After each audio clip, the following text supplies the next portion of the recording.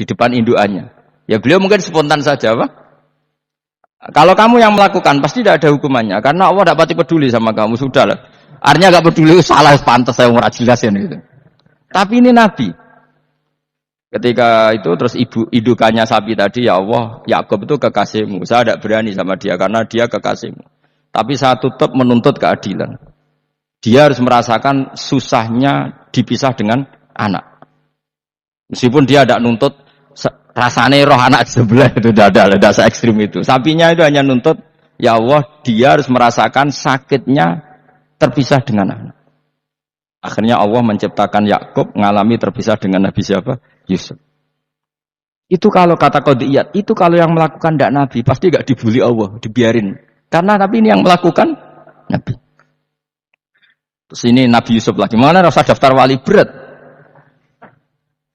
Nabi Yusuf itu di penjara itu karena terdolimi apa karena memang dia salah? Terdolimi. Dan Nabi Yusuf itu Nabi. Nabi Yusuf itu Nabi. Nabi betul memang benar-benar Nabi. Meskipun ganteng dia Nabi. Disyaratkan Nabi ganteng kira-kira mlebu. Nabi itu harus ganteng, enggak boleh. Nabi elek ora oleh. Karena Allah izin di kekasih kok kriting elek. Allah itu jadi selera tadi. Kabeh Nabi mesti yang paling ganteng di kaumnya, yang paling nasab. Enggak boleh Nabi kok pesek, kriting, ndak enggak boleh. Tapi kalau sudah jadi orang soleh oleh kan. Tapi kalau Nabi enggak boleh, enggak boleh. Nabi Yusuf ganteng. Masyhur kan cerita Nabi Yusuf dengan siapa? Zulaikha. Dan belum ada orang dalam keadaan darurat masih cerdas kayak perempuan. Jadi singkat cerita, ketika Yusuf diajak Zulaikha selingkuh gak mau kan keluar dari kamar. Delalah kebetulan wa alfaya sayyidah radal bab. Itu si Zulaikha tadi spontan langsung bilang, "Wahai suamiku, apa hukuman orang yang ingin menodai keluargamu?" Itu wong wedok. Padahal dia agak terencana, dia pun gak bayangkan kepergok suaminya. Itu dalam keadaan kepergok itu masih cerdas. Suamiku, apa hukuman orang yang mau menyelingkuhi keluarga Anda? Singkat cerita, suaminya murka, terus Yusuf dipenjara, terdolimi. Ketika dipenjara, kemudian Yusuf punya keahlian mentakwil apa? Mimpi. Kan tadi suaminya Zulaikha itu tidak sampai raja ya, kira-kira PM atau menteri lah. Raja itu punya mimpi yang bisa nakwil itu hanya Yusuf. Singkat cerita, terus utusan raja datang ke Yusuf dan takwilan Yusuf terbukti benar. Tapi Yusuf ini seorang nabi, seorang lagi Yusuf seorang nabi dia, tapi ya manusia. Bilang gini ke utusannya, coba bilangkan ke raja kamu, di penjara ini ada orang yang dipenjara secara terzalimi, yaitu saya. Tolong laporkan ke majikan. Itu Allah tersinggungnya itu bukan main. Nabi kok lapor makhluk. Itu tersinggung. Nah, kowe kan gak piye-piye. Kowe ngajono proposal ya ora piye-piye. Wis pokoke Allah mek kowe ora piye-piye wis. Wong sumben swargane ya ora langsung wae ngono pokoke kira-kira kan sudah tidak perlu ditegur. Makanya fa'an sahu syaitanu dzikra rabbi falabitha fi sijni bid'asin. Maka Allah mentakdirkan utusan raja tadi itu lupa melaporkan peristiwa Yusuf ke raja tadi. Sehingga raja enggak pernah dengar kalau ada orang di penjara karena zalim. Karena Allah tersinggung, wong kowe ku nabi kok lapure ambek penguasa. Ngono tok iku wis Allah tersinggung. Karena dia nabi, enggak boleh nabi lapor makhluk. Jadi Allah itu dengan nabi itu sangat-sangat sensitif. Sangat-sangat sensitif. Itu begitu. Terus cerita yang terkenal, meskipun ini enggak ada di Quran, Nabi Musa.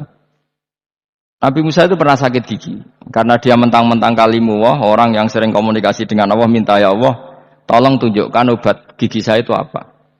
Singkat ini sama Allah dikasih tahu, kamu ngunyah suket ini gitu, rumput ini kamu kunyah nanti pasti sembuh. Karena resepnya dari Allah ya pasti mujarab, kan enggak ke dokter. Singkat cerita dikunyah terus sembuh. Suatu saat dia sakit gigi lagi, enggak konsultasi lagi karena masih punya resep tadi kopian apa? Resep. Dia datang nyari suket yang sama dikunyah tambah sakit. Terus tanya sama Allah, ya Allah ini kan resepnya yang sama, kenapa tambah sakit? Kata Allah, kamu itu kekasihku.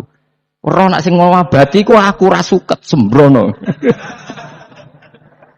Semenjak itu Nabi Musa ora pernah resep lagi sudah.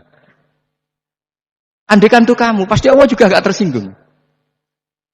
Makanya kata qadiyat, kenapa para nabi sering ditegur itu bukan karena Allah murka. Nabi itu beda. Jadi kesalahan kecil atau apa-apa yang menurut kita ada salah itu untuk nabi salah. Makanya di ahli sunnah ada kaidah apa? Mimba bihasanatil abror sayyiatul muqarrabin. Pernah dengar kaidah apa? Mimba bihasanatil abror sayyiatul muqarrabin. Sesuatu kalau dilakukan umumnya orang itu hasanah atau kebaikan, tapi kalau dilakukan para nabi itu salah. Karena apa ya? Saking dekatnya dengan Allah. Saya ulang lagi apa? Mimba bihasanatil abror sayyiatul muqarrabin. Jadi nabi itu beda. Nah, para nabi itu orang-orang yang ngalami fikir yang doa resmi kayak siapa tadi? Definisi fikir ya sering. Kayak definisi orang tasawuf yang sering. Sehingga ketika Nabi berdoa, ya memang secara disiplin ilmu yang namanya berdoa ya minta Allah dengan mengadakan tangan. Ketika enggak berdoa, karena Nabi sadar Allah tidak perlu diingatkan lagi, pasti masih ingat. Gitu. Jadi dua-duanya benar terus. Makanya Nabi itu lam yazal fitaroki, Nabi itu selalu naik derajatnya. Karena pas minta ya benar, pas tidak minta ya. Kalau kamu turun terus. Pas minta itu karena tomak kamu, hadzun nafsi kamu, serakah kamu, tapi nggak tahu diri pantas taura dengan permintaan. Kayak gue misalnya jongo jadi wali, iso Allah tersinggung, bocah atau tirakat atau jaluk jadi wali. Tapi gak dongo ya Allah tersinggung, kere atau dongo. Jadi orang kalau tidak wali itu sudah keliru terus.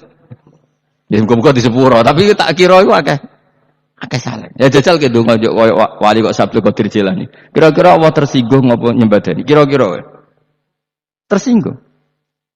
Tapi misalnya kira tahu dongo kepengen kau Imam Syafi'i, apa yang tersinggung? Bocah ora di idola. Terus piye piye kadung salah biasa wis. Wis bakat salah no. Bakat salah.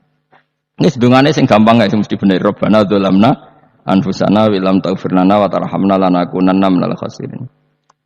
Saya pernah punya kitab dan kitab itu menurut saya luar biasa. Bahkan ketika dibully itu, adu cara mahasiswa itu kayak pelonconan itu.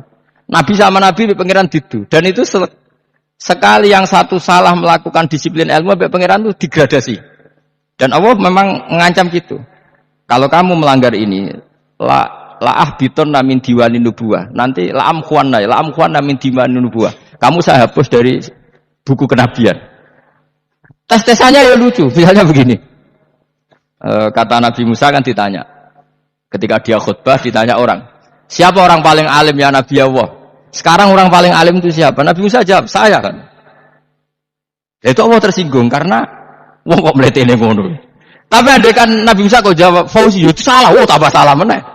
Atau jawab Furuhin, malah salah meneh. Tapi jawab Musa ya salah. Saya Gusti, saya kan. Orang paling alim siapa? Saya. Terus Allah memperingatkan Musa, ada seseorang yang lebih alim ketimbang kamu. Coba kamu harus ketemu dia. Ketemu singkat cerita ketemu Nabi siapa? Khidir. Terus dalam 3 sesi ini 3 babak ini buli-bulian. Nabi Khidir itu dalam 3 babak ini selalu kelihatan salah. Di antaranya adalah cara sekarang ya mungkin di gonjak sepeda motor atau perahu kalau dulu yang menggratisi dia numpangi sepeda motor malah spionnya dicopot ya. Spionnya dicopot dirusak. Nabi Musa kan sudah digratisin malah ngerusak yang motornya yang apa? Menggratisin. Nabi Khidir masih tenang. Kamu tidak paham. Ya, Nabi Khidir mesti tidak kamu tidak paham. Itu kata syurrahul hadis termasuk Ibnu Hajar al-Asqalani bilang gini. Setelah itu kedua membunuh anak kecil. Musa tambah marah. Anak yang belum punya dosa kok kamu bunuh sampai 3 kali ada 3 peristiwa. Itu kata syurrahul hadis. Andaikan Musa kok diam tidak protes, maka dia akan disalahkan Allah. Karena dia berarti membiarkan kemungkaran di depan matanya tanpa reaksi. Jadi sebetulnya ketika Musa berontak itu Nabi Khidir, Nabi tenan gitu maksudnya. Jadi itu kan unik. Tapi berontak yo disalahno. Dadi angel sandi tes-tesan dadi nabi ku yo angel. Misalnya kok Nabi Musa itu kayak model santri Jawa Timur. Nabi Khidir salah, nggih nderek mawon. Ya ora nabi jero barang mungkar. Menengae. Berarti yo nabi goblok ngono kira-kira gitu. Maka ya memang Musa harus konsisten seperti itu, harus demo terus gitu. Kayak saya misalnya sebagai kiai fikih, kiai, ya harus seperti ini cara mulang saya. Enggak boleh saya misalnya terus anut mulang terus tawadhu semeneng, itu ora karu-karuan. Jadi andekan Musa kok tidak protes itu malah salah. Ya memang harus. Dan itu Nabi Khidir dia Nabi tenan ya. Makanya Nabi Khidir akhirnya respect. Tidak ada hati sebaik kamu Musa. Risi itu gak nyaman ketika melihat kemungkaran. Jadi itu sebenarnya poin. Tapi lucunya Nabi Khidir ya nyalan. Takkan dari rasa takok kok men takok. Tapi harus disalahno. Ya aku jare Nabi Musa. Ya jajal gawe peristiwa meneh aku tak sabar rata kok bareng. Kon jajal neh. Bareng dijajal ya protes meneh. Barang protes meneh tinggal satu kali kesempatan. Kowe takok meneh wis ora dadi muridku. Dikasih kesempatan lagi ya protes meneh nek numpas. Tapi itu justru itu menjadi kelebihannya Nabi Musa karena syarat seorang nabi adalah al-musara'ah ila ingkaril munkar kata Ibnu Hajar Al-Asqalani. Syarat seorang nabi adalah secepat mengingkari sesuatu yang mungkar. Enggak boleh. Ya toh kan misalnya kita jadi murid terus gurumu itu gandeng artis atau gandeng penyanyi dangdut. Nderek mawon. Jadi guru murid kok gila banget. Tapi kau yang loroi guru tersinggung. Ora roh hikmah iku. Kan bingung no. Di guru ini gak bingung no. Soalnya kayak di guru jadab corong Jawa Timur apa? Gurumu gandeng penyanyi dangdut. Reaksimu piye? Saya takut. Ayo loh, nak elek kan gak iri. Biasanya nak elek itu ora iri. Sekarepmu Pak. Sing ayu, sing potensi iri. Kira-kira reaksi kamu itu milih derek mawon apa berontak? Oh, nak gurumu wong alim, mesti nak pas dia meneng. Muridku goblok tenan, gak sensitif. Roh barang mungkar dilakukan di depannya kok tidak reaksi, tidak protes, ya geblek tenan muridku. Tapi lucunya guru mau nak protes ya, gak dia akhlak gitu. Guru lagi senengnya kok ora oleh. Nah Nabi itu kan buli-bulian. Jadi Nabi Khidir dengan Nabi Musa itu tebak-tebak. Karena dua orang ini sama-sama kekasih Allah. Itu Nabi Musa justru barokahnya itu dia tidak pernah kelasmennya di bawah Nabi Khidir. Semua ulama sepakat kelasmennya Musa tetap di atas Nabi Khidir. Sehingga yang berlaku ya tetap ilmunya Nabi Musa. Bahwa membunuh anak kecil tidak boleh. Merusak perahu milik orang lain tidak boleh. Karena Allah tetap lebih respect dengan ilmunya Nabi Musa. Nabi Khidir tetap ilmunya enggak dipakai. Meskipun dia disebut hakikat. Karena ilmunya Nabi Khidir ngani ngoyo. Ngani ngoyo wong ape mutusno ngenteni nginceng Lauh Mahfuz. Lah sing iso iku sapa? Barang ra mungkin kok. Mulane Nabi Khidir terakhir menutup kalimatnya wa ma fa'altuhu an amri. Dzalika ta'wilu ma lam tasti alaihi sabr. Aku dhewe nglakoni ini ya ora roh, wis ditakdir nglakoni ngene. Dadi Nabi Khidir ya ora paham. Jadi wa ma fa'altu an amri itu terakhir kira-kira artinya saya sendiri tidak melakukan ini karena inspirasi saya sendiri atau keputusan saya sendiri. Tahu-tahu saya ditakdir melakukan. Karena pas itu Nabi Khidir disetting semuanya dengan ilmu hakikat, yaitu bayi tadi memang kutiba kafiron. Kutiba apa? Kafiron. Memang dia nanti kalau umur nganti tua ditakdir mati kafir. Daripada mati kafir nanti ya sudah mati sekarang. Tapi enggak mungkin kan ada syariat daripada soben beling pateni gek cilik. Wah ya. Ya ora ono syariat, tetap ikut Nabi Musa. Makanya kata Ibnu Hajar Al-Asqalani itu uniknya Allah sama para wali-walinya. Waliku klirullah, iku tetep disenengi pangeran. Terus pangeran nabi-nabine yo gejol-gejolokan, yo pancen nak wong. Terus keempat gini. Tadi kan saya punya contoh 3, ini contoh keempat, ini terakhir. Nah, kakean kok ilmu ora cukup, utekmu malah bingung kabeh. Nabi itu minggat itu boleh ndak? Tanpa pamit. Minggat itu pergi gak pamit itu boleh ndak? Ndak boleh. Rasulullah meskipun kayak apa disakiti di Mekah itu ndak pernah minggat, ndak pernah hijrah. Saya ulang lagi karena butuh izin. Tapi Allah pernah punya kekasih yaitu Nabi Yunus. Nabi siapa? Yunus. Itu Quran meredaksikan ya abako. Abako itu terjemahnya apa? Minggat. Kalau pergi itu dhahaba. Tapi ini Allah meredaksikan itu abako. Abako itu ya minggat. Nabi Yunus itu dakwah di daerah Nainua ya. Nainua itu ya Babylon sana. Kampungnya namanya Nainua. Ya daerah Babylon. Ya. Babylon itu kalau di geografis modern ikut Irak. Ikut mana?